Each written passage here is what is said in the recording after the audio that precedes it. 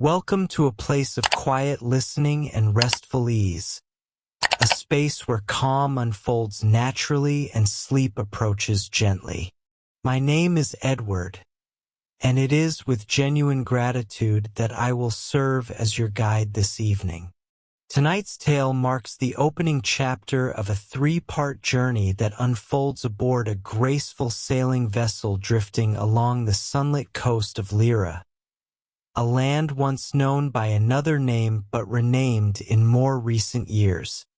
I invite you to accompany a traveler named Clara as she sets out to wander through the legendary waters of the Ionian expanse. Parts 2 and 3 of this story will arrive in the days ahead, but there is no strict order to follow. Each piece of the series stands entirely on its own. You will never be left with unfinished threads or jarring interruptions, for every account is whole in itself. Before we lift anchor and set out across the calm horizon, let us take a moment to step away from the noise of the day. Allow yourself to release the weight of hours gone by and settle into the safety and comfort of evening rest. Find a position in which your body feels supported, perhaps lying on your back if that feels agreeable. Draw a long, slow breath deep into your chest, filling your lungs until they are full. Pause for just a quiet moment at the very top. Then exhale in an easy stream, letting the air leave you as your body softens deeper into the surface beneath you. For a few minutes, rest in this stillness. Place one hand gently across your stomach and the other lightly upon your chest. Notice the steady rise and fall beneath your palms as your breath flows inward and outward. Invite calmness to enter with each inhalation, and let heaviness drift away with every exhale. If you wish, you may imagine this calm as a warm radiance, a glow of peace that surrounds and seeps into you. With every deep breath drawn in, more of that gentle warmth flows through you.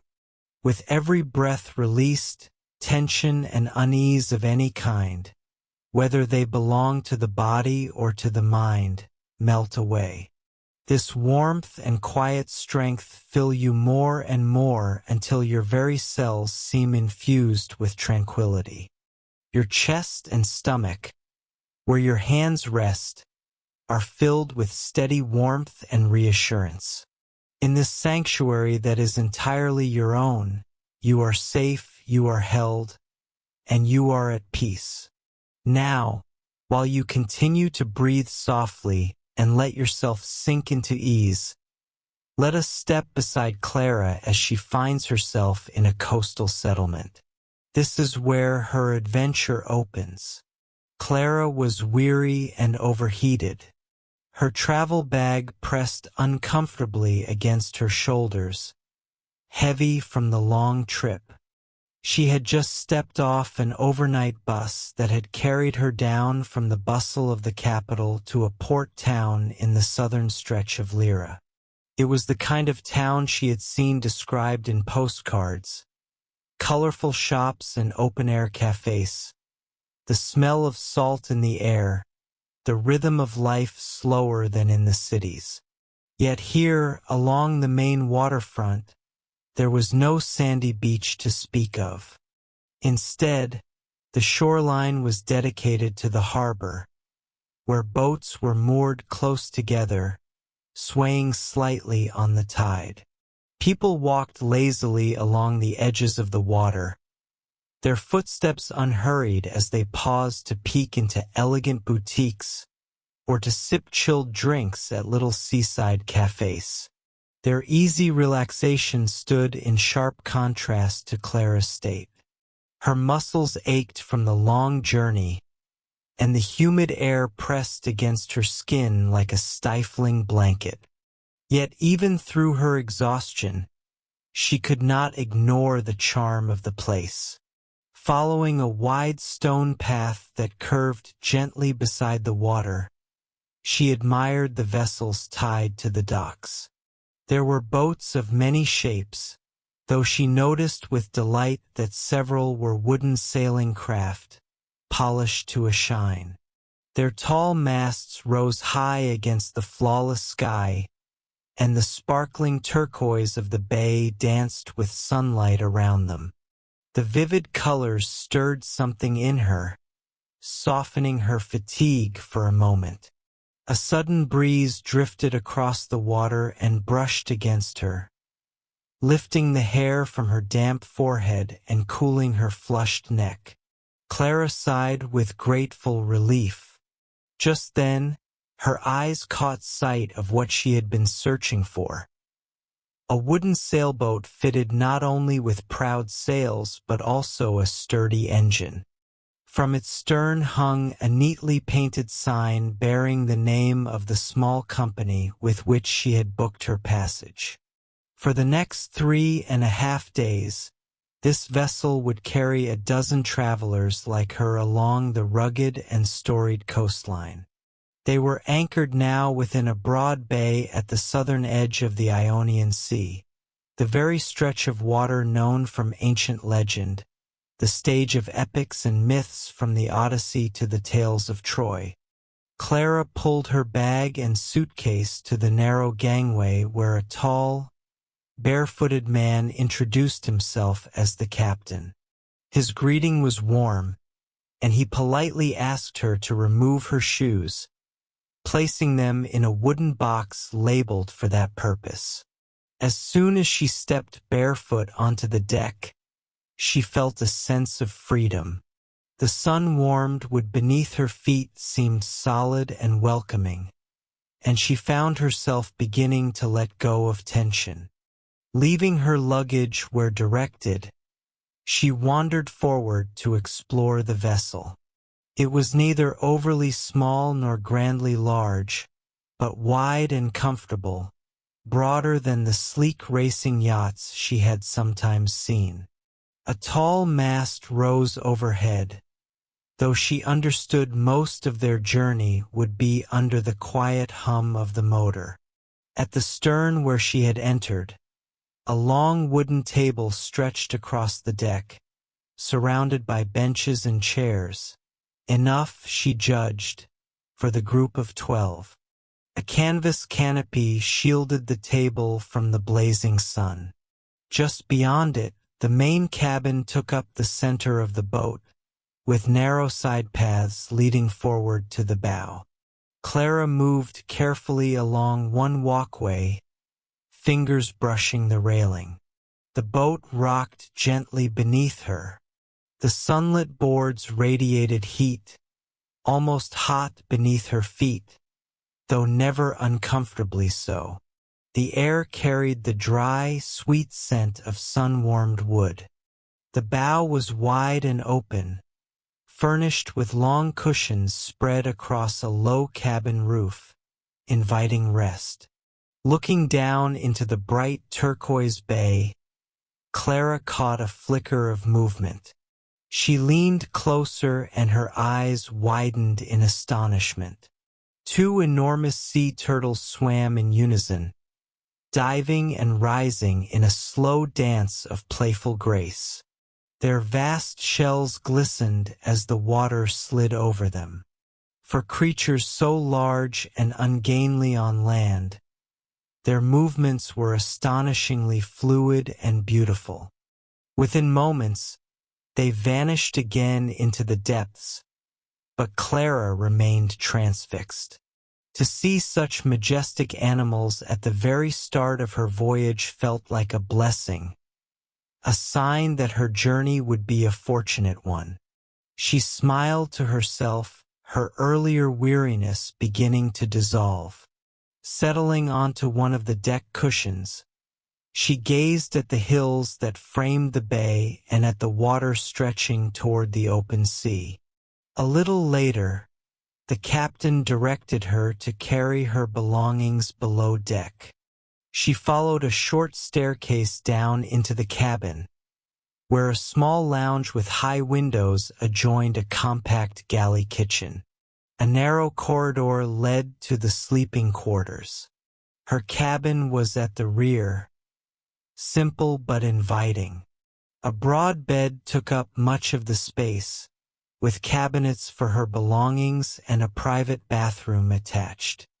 Examining it, she was momentarily puzzled to see no separate shower head, until she realized that the sink's faucet pulled free on a long hose and could be fixed into a bracket, transforming it into a shower. Ingenious, she thought, a clever solution to the limited space aboard. Opening the small porthole beside her bed, she looked out and was charmed to see the water gliding directly beneath her.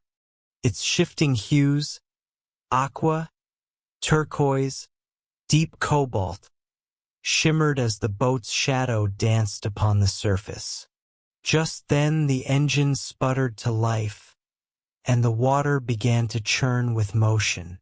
Smiling, she closed her door and climbed back to the deck, eager not to miss their departure. The captain now stood at the great wooden wheel, steady and focused. Around the table sat several of her fellow passengers. A woman near her own age from South Africa, a young couple from England, and a pair of siblings from Lyra who explained that they returned every summer for this voyage. Their enthusiasm assured Clara she had chosen well. As the vessel eased into the bay, a cooling breeze lifted her spirits. She returned to the bow where others were lounging, and together they watched the shoreline slip away. Silence settled over the group, not awkward but comfortable, as though they all understood that words were unnecessary against the background of sea and sky. The steady hum of the motor blended with the soft splash of waves. The deck vibrated gently beneath her, and Clara felt the last remnants of her fatigue release into the rhythm of the sea. The coastline ahead was a nature reserve, mostly untouched by buildings. They would spend the coming days drifting from sheltered cove to hidden cove, anchoring where cliffs and forest met the water. For now she leaned back into the cushions. The sunlight was bright, but the awning provided shade, and the moving air cooled her skin. She felt utterly at home, more comfortable on this simple deck than she had in many grand hotels. With no task before her but to be present, she realized with quiet joy that she desired nothing more than to simply exist here, carried by water, rocked by waves, wrapped in light. Her eyes grew heavy, and as she surrendered to drowsiness, thoughts of ancient histories stirred in her imagination. Tales of kingdoms that had risen along these coasts, of temples carved into cliffs, of forgotten peoples whose names were passed from mother to child. This land had been crossroads between empires, Greek, Persian, Roman, and whispers of those civilizations remained in inscriptions, in ruins, in fragments of memory. While she mused, the crew prepared the anchor. The heavy rope rattled as it dropped, chain following until it struck the seabed with a muted final thud. The engine silenced, and Clara noticed the finer sounds of the sea. The creak of wood, the cry of gulls, the rhythm of water against the hull. When the crew secured the boat with a line to shore and lowered a small staircase into the water, Clara could not resist. She slipped off her sundress, revealing her swimsuit, and carefully descended the steps. The first touch of the water was a cool embrace, and soon she was diving, surfacing, and laughing softly as the salty sea lifted her effortlessly. The buoyancy was surprising, Each attempt to dive deeper ended with her bobbing joyfully back to the surface. Floating on her back, she gazed up at the sky, pale blue, endless. She felt suspended between water and air, her body held by the sea as though on a gentle bed. Peace washed over her, deeper than rest, richer than sleep. In that stillness, she felt truths she rarely touched in ordinary life, that she belonged, entirely and without question, to the harmony of the world, that joy and kindness flowed through existence like tides. With each slow breath, she accepted this knowing, and let the sea itself carry her into serenity. The following morning, Clara awoke to a brightness that filled her small cabin through the open porthole. Gentle waves tapped against the hull like a quiet knock that insisted on being heard but carried no urgency whatsoever. She stirred slowly, savoring the unfamiliar sensation of waking not to alarms or schedules, but to the rhythm of the water itself. The air carried the scent of salt, mingled with something faintly sweet, perhaps wild herbs drifting from the shore, though she could not be sure. Stretching luxuriously, she rose and pulled on light clothes before stepping up into the sunlight. On deck, a breakfast table had been prepared. Fresh bread, soft cheeses, honey, ripe figs, and steaming tea waited there, and several of the passengers were already gathered, their voices gentle as though in respect for the calm of the morning. The siblings from Lyra greeted Clara warmly, waving her over. "You chose the right season," the brother said with enthusiasm, his accent melodious. "The water is warm, the winds mild. This part of the coast is paradise now." She smiled, grateful for his welcome. As she seated herself, she noticed the young English couple sitting close together, speaking in low tones and laughing softly. The South African woman, whose name Clara now remembered was Elise, was sketching the harbor in a small notebook, her hand moving with patient strokes. The captain appeared, barefoot as ever, and poured himself tea before explaining their plan. "Today we cross a short distance," he told them. "We will stop in a cove where the cliffs hide ancient tombs carved into stone. Later, if you wish, you may climb a path to see the ruins of a fortress that has looked down on this water for centuries." The words thrilled Clara. The thought of swimming in the morning, then walking among ruins in the afternoon, felt like the perfect combination of ease and discovery. By mid-morning, the boat had slipped quietly away from its anchorage. The motor hummed as the shoreline receded behind them. Clara stretched out on a cushion at the bow, the wind playing through her hair.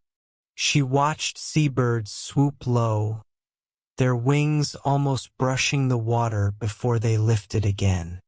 At times she closed her eyes and simply listened, to the rush of air, to the muted chatter of her fellow passengers, to the low vibration of the vessel itself. In these sounds she felt a rhythm that lulled her into a peace she could never have imagined in the busy world she had left behind.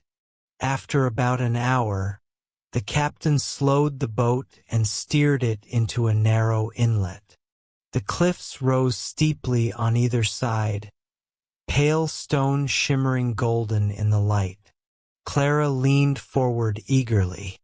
She could see dark openings cut into the rock, square shapes that did not belong to nature. "The tombs," Elise whispered beside her, her eyes alight. The captain anchored and explained that long ago, a civilization whose name had been nearly lost to history had carved chambers into these cliffs to house their dead. Some chambers were decorated with columns and intricate reliefs. From the deck, Clara could just make out faded carvings worn by centuries of wind and rain. She was filled with awe. The idea that human hands, thousands of years ago, had cut these hollows and shaped them into monuments for the departed stirred something deep inside her.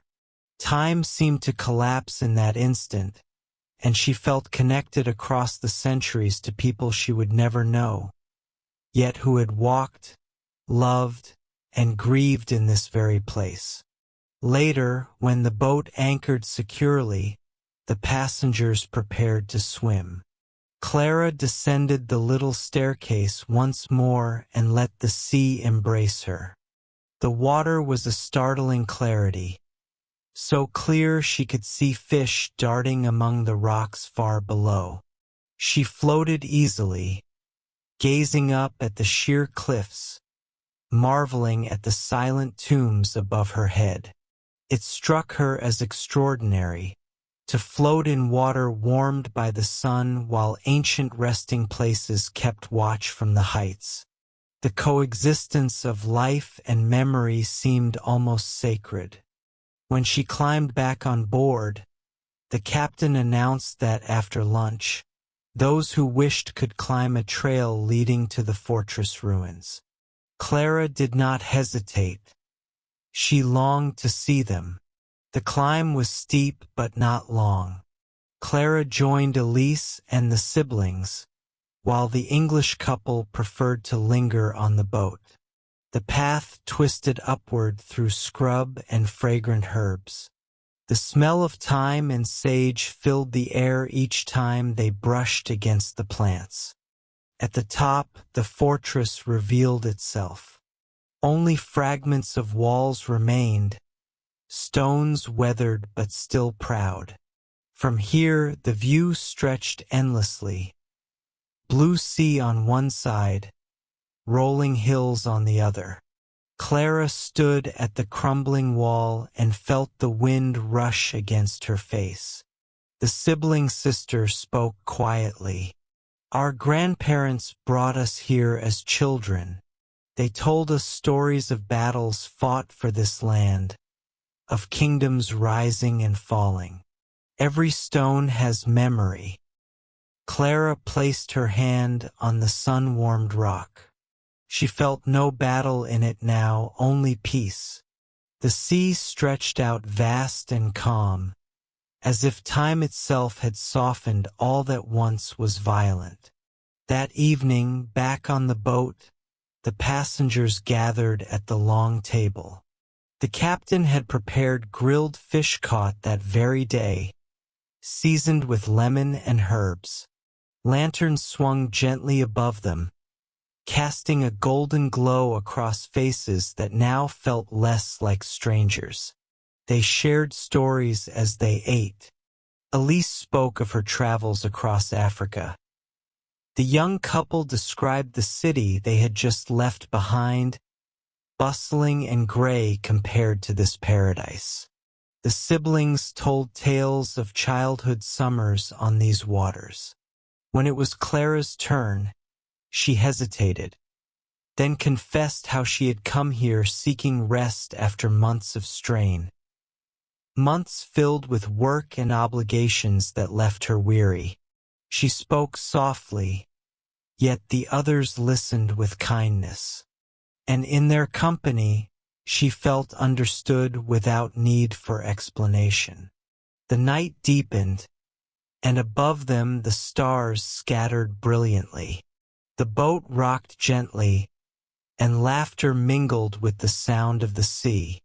Clara thought to herself that this was not merely a voyage along a coastline. It was also a journey into a slower rhythm of life, into a way of being she had almost forgotten was possible. The days that followed continued in this manner.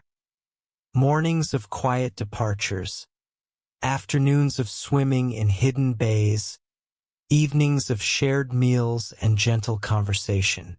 Each cove seemed more magical than the last.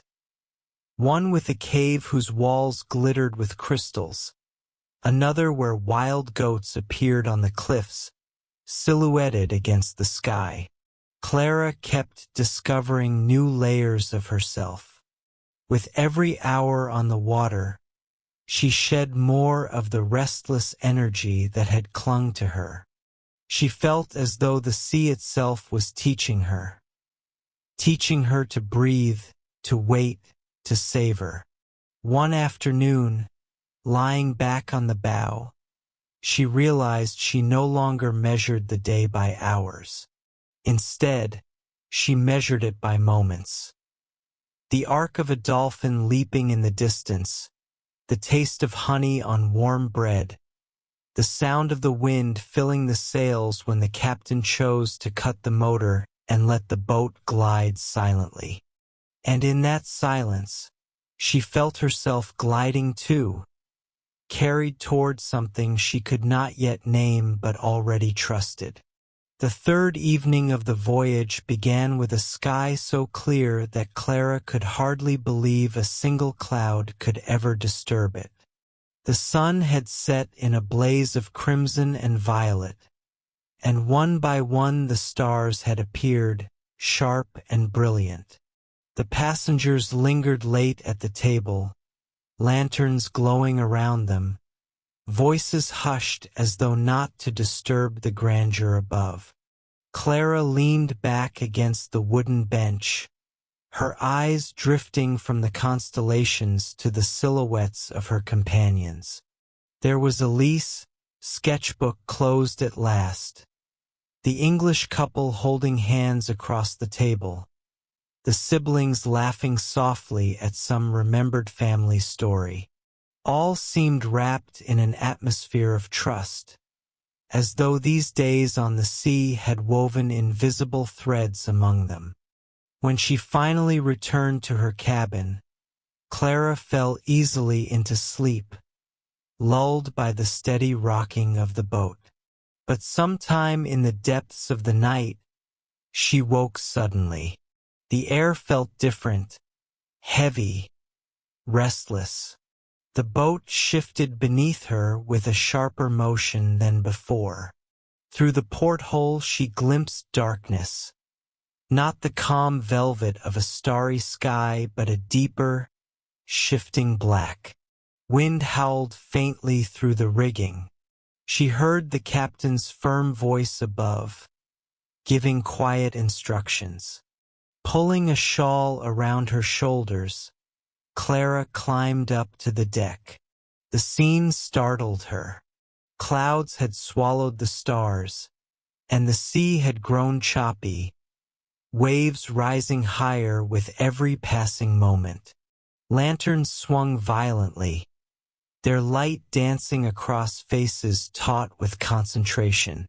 The captain stood steady at the great wheel, his eyes fixed on the horizon, though there was nothing to see but blackness.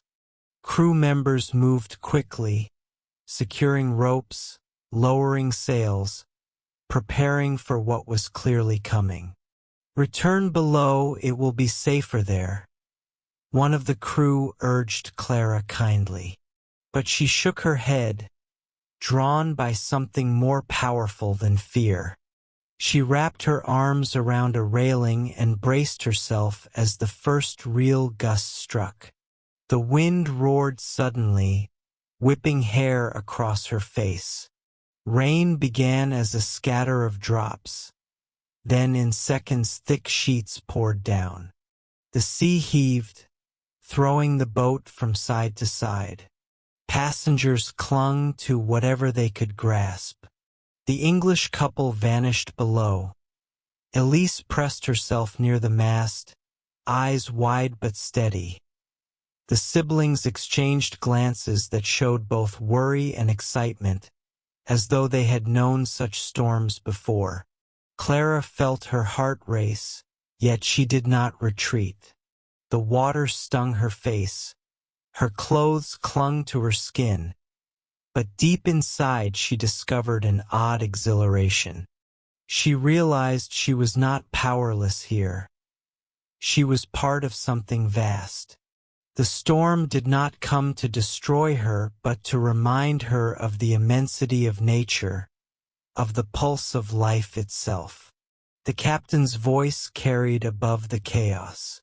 Orders were followed swiftly, ropes pulled tight, sails bound down. The boat shuddered but held, its timbers creaking yet resilient. For an hour the storm raged. Waves crashed against the hull with booming force, spray flying like shards of glass. Thunder rolled so close it seemed to shake the very air.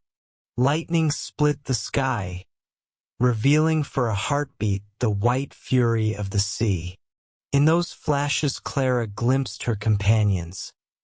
Pale faces, clenched hands, eyes burning with both fear and awe. And then, almost as suddenly as it had begun, the fury lessened. The rain softened. The waves, though still restless, began to lose their towering height. Clouds thinned, revealing once more faint glimmers of starlight. Clara realized she was trembling, but not only from cold. She was trembling with a strange gratitude. She had witnessed the sea in its anger and discovered that she too was stronger than she had known.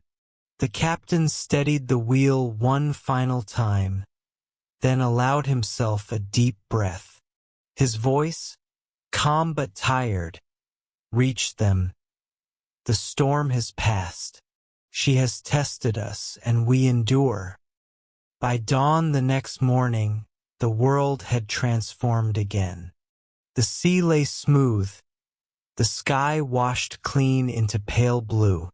The boat drifted toward another quiet cove, cliffs glowing gold in the new light. Clara stepped onto the bow, her body sore but her spirit alive. The storm felt like a dream, though her wet clothes from the night and the heaviness of her limbs testified it had been all too real. She closed her eyes and let the gentle air brush her cheeks. The passengers gathered for breakfast, quieter than usual, each lost in thought. Then Elise spoke softly. When the lightning struck, I thought that might be the last thing I saw. But now I think perhaps it was the most beautiful. The Englishwoman nodded, squeezing her partner's hand. It changes something inside, doesn't it? To realize how small we are and how magnificent the world is. The siblings agreed. Our grandfather used to say, the sea is like a stern teacher. She frightens you, but she also makes you wise. Clara said nothing for a while. She only looked at the faces around her, noticing how the storm had altered them, not in appearance, but in presence. They were no longer merely travelers sharing a boat. They were companions who had endured the sea's trial together. Later that day, the boat anchored in a final cove, the most beautiful yet. The water shimmered emerald near the shore, deepening to sapphire farther out. Olive trees climbed the hillsides, and ruins of a small temple stood silent among them. Clara swam once more, her body buoyant in the salty water, her heart full. When she floated on her back, she remembered the storm, the thunder, the roaring waves, and felt no fear, only reverence. In the afternoon, the group hiked to the temple. Only columns remained, broken but proud, standing against sky and sea. Clara ran her hand along the rough stone. She imagined the prayers once spoken here, the offerings laid down, the hopes whispered, and she felt her own silent prayer rise, not in words, but in gratitude. That evening, the last of their journey, the captain grilled vegetables and fish over coals, while the passengers brought wine and bread. They feasted beneath the stars once more, but now their laughter was richer, their silences deeper. Clara watched them, strangers no longer, but friends bound by the memory of calm seas, of radiant coves, and of a night when the sea had risen in fury. When morning came, the boat turned back toward the harbor where it had all begun. Clara stood at the stern, watching the trail of white foam stretch behind them. Her heart was both light and heavy, light from the joy of the journey, heavy from the thought of leaving it. Yet she knew she carried it within her now. She carried the stillness of dawns on the water, the laughter at lantern-lit tables, the wisdom of storms survived. She carried the sea itself, imprinted in her breath, in her very bones. As the shoreline drew nearer, Clara smiled quietly to herself. This voyage had not merely shown her the beauty of the coast. It had shown her the depth of life, fragile, fierce, endlessly precious. And with that realization, she felt ready to step ashore, not to leave the sea behind, but to carry its calm, its power, and its memory with her wherever she would go.